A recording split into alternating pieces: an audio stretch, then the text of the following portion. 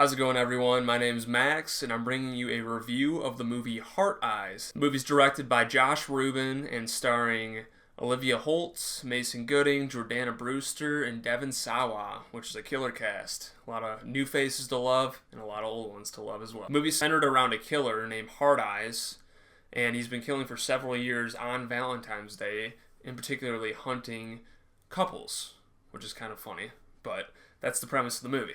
So the acting chemistry between Olivia and Mason was pretty damn electric. They had a lot of moments of like finishing each other's thoughts or similar humor that kind of really played off of each other, and you could tell that there was definitely a physical and like emotional connection between the two, like a love interest between the two, and it was very believable.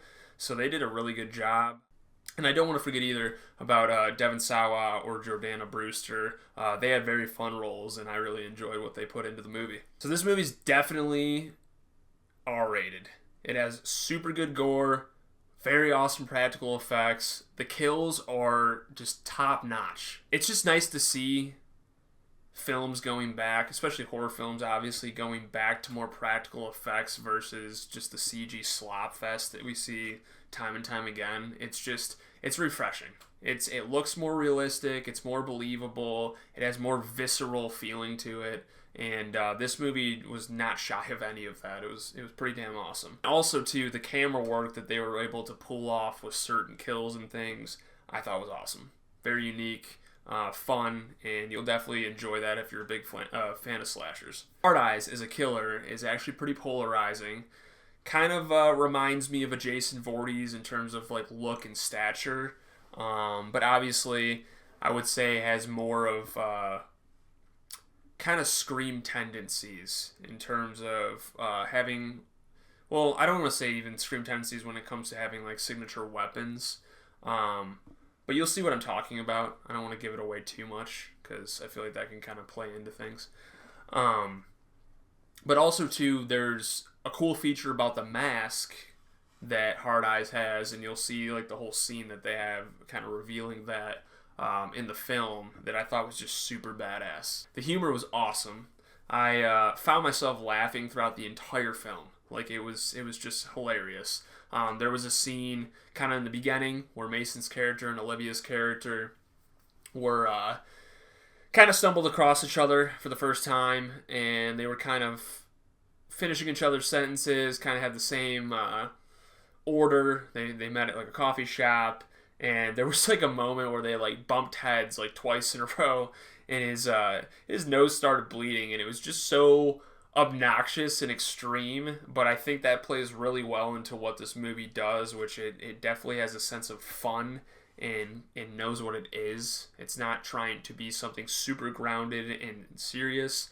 It's supposed to just be a fun time with good humor, and even though it's a little over the top at times, it never took me out of like the emotion and feeling I had for the characters and the movie in general. So it was really cool to see that balance. I think Josh Ruben as a director did a fucking phenomenal job with that. And then just like the dialogue overall, there's just like some really nice humor, some funny little lines that they sneak in there. There are a few that are like kind of like cheeseball, but like nothing too extreme. I don't think it got on the level of Thanksgiving, the movie that came out last year about Eli Roth. I thought that was a little more cheesy than this. So that was kind of fun. The negatives, though, if I have to kind of like break that down,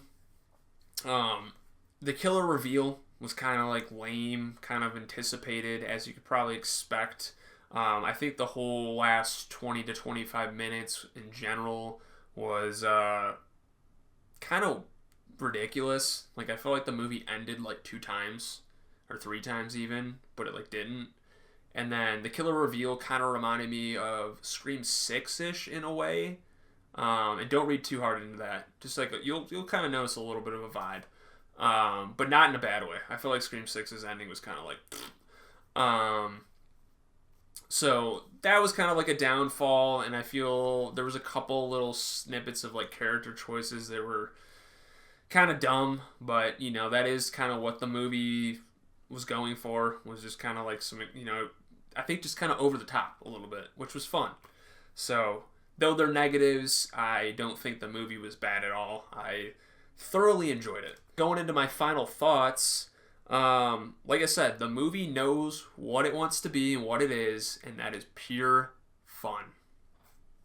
The kills, like I said before, phenomenal. I would say that there's at least like 3 kills in there that are like all-time good kills.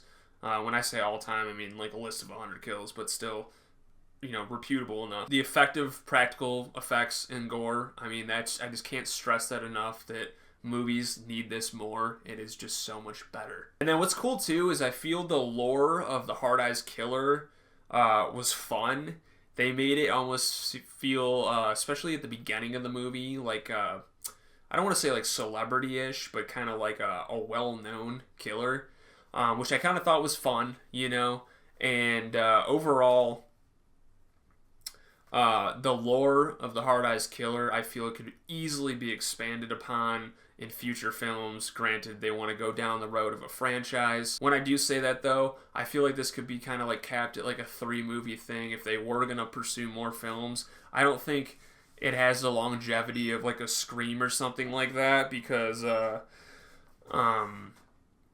it's just like, Valentine's Day. It doesn't have the longevity to me for like 7 films or 6 films, whatever. I could easily see them dragging this out into 3 films, and I don't even want to use the term dragging, because to be honest, like, it would be a good time to have another one of these films. It really would. So yeah, we'll see how that kind of goes. I'm kind of curious to see how the box office does for this film. I'm pretty sure the budget was like 18 million, which is like super small.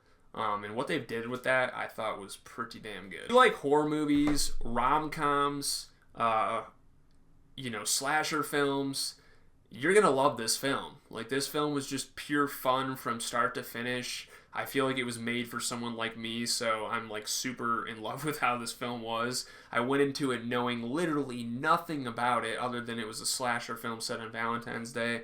I'm doing this thing this year where I'm not watching any trailers. I just don't want to spoil anything. It's just a funner experience in the movie theater. So it took me by surprise. Really freaking enjoyed it. I recommend it to all of you. And I also will say, too, that I think this would be a perfect date movie. Like, let's say, your girlfriend or your boyfriend or whoever, they don't like horror films, really. Well, honestly, the amount of humor and romance in this film, I think, could really appeal to anyone. So this would just be a fun film to go see with your significant other. And it doesn't need to be on Valentine's Day, just any day. I think it would be awesome. So yeah, I'm going to give this like a 4 out of 5 stars. And I totally recommend you watch it. So yeah, see you next time.